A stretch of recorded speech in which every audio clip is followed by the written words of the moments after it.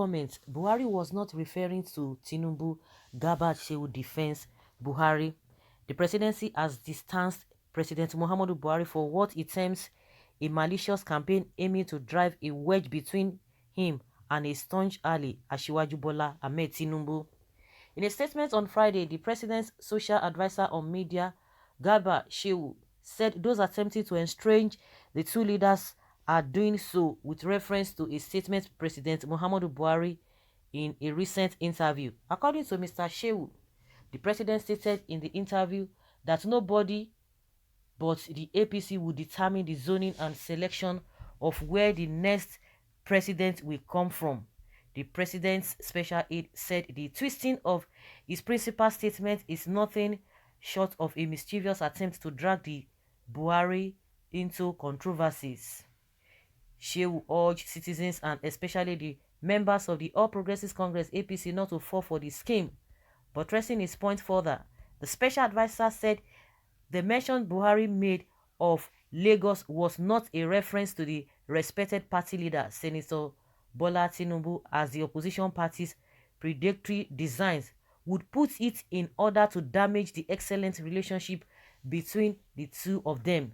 He maintained that President Buhari, the Asiwaju, and the rapidly growing members of the party want a dynastic succession of elected leaders, adding that the APC should not be distracted from its progress as a democratic party. The ruling party, the APC, unlike others before, it is a popular political party owned by its entire membership. Hence, Mr. President was making the point during the 45 minutes interview that neither he nor anyone in the leadership could impose their wishes on the party. This is a basic consensus that binds the entire party leadership. The party leaders remain firmly committed to the principles that succession must be through the democratic norms and processes, the president's special advisor assured. This is a damage control. Buhari said nobody will not just be sitting from Lagos and be determining what will not happen. Of course, these people can really twist things and they can really lie. Of course, who is in Lagos? Who is in Lagos? And people are asking that, why didn't he mention Abuja? That somebody cannot just sit down in Katsina or somebody sitting down in Borno State and decide for what will happen in the party. That is their own cup of tea. All this are just, to me, they are just distractions. Whatever they like, they should just do to themselves. But at the end of the day, what happens to the larger society, that is what is important. If you talk about, insecurity, let's even leave that aside. But you talk about the economy. What can people really buy now? What is the minimum wage of a Nigerian citizen? And that minimum wage, it is nothing but just more suffering. They are adding suffering. And Buhari is even bragging that he has been able to lift 10 million people out of poverty. From where? Where to where? How? With which economy? With this economy that everything is so expensive now. Everything is so expensive. You begin to ask yourself, for those who do not have job, how are they coping? The ones that have job, how have they been coping? They don't even pay them as at when due. Things are so expensive as we speak. Recently, the governor of Kaduna State had to reverse the 30,000 naira minimum wage. I think it was one of the first set of people that acknowledged that 30,000 naira. But at some point, he had to reverse it. What happened? Is it not because of the bad economy? And Buhari will come out and be defending that, giving excuses that the oil price has reduced drastically. It cannot be what it used to be when before they came into power. And these are the people, because they don't even project into the future. They talked about a diversification. Now, is it the global crisis? Is this a pandemic that still causes Fulani Esme who are going about making life uncomfortable for those who are into farming? They said, they are going to diversify. Let people go into farming. People have started going into farming, but a lot of people regretted going in there. Some people lost their lives in the process. So is it the pandemic that caused it? Is it the pandemic that is making Fulani Esme to be going to people's farm? This diversification, they cannot even diversify. It's still on this oil that they are still relying on. And they are here telling us who is going to be next. Are we still going to continue like this? Is anything that even if they are going to give the ticket to Buhari, to Tinubu, this man is still high in the position because it's now you saying now that the Nigerians in diaspora, I mean the governor of Kogi State, Nigerians in diaspora is they are telling him to go for presidency with what I don't even understand. These people are just there. Honestly, it's unfortunate and they don't see it like that. But before they get into power, they see all the problems that Nigerians are facing. But get there is a different thing altogether.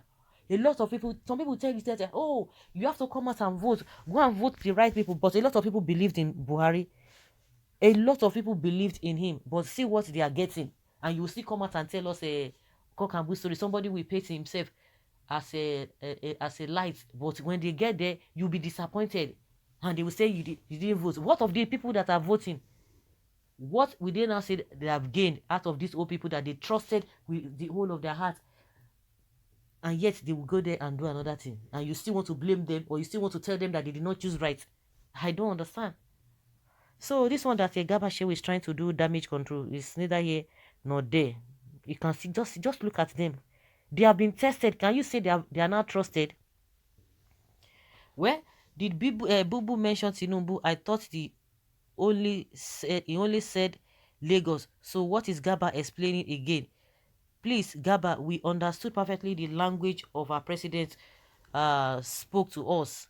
After your master failed woefully in his attempts to become elected president, unlike how he became head of state through the back door, he knew then that there was a great man in Lagos who can help him to make his dream become reality. Now that his mission has been accomplished, that great somebody has become nobody in him.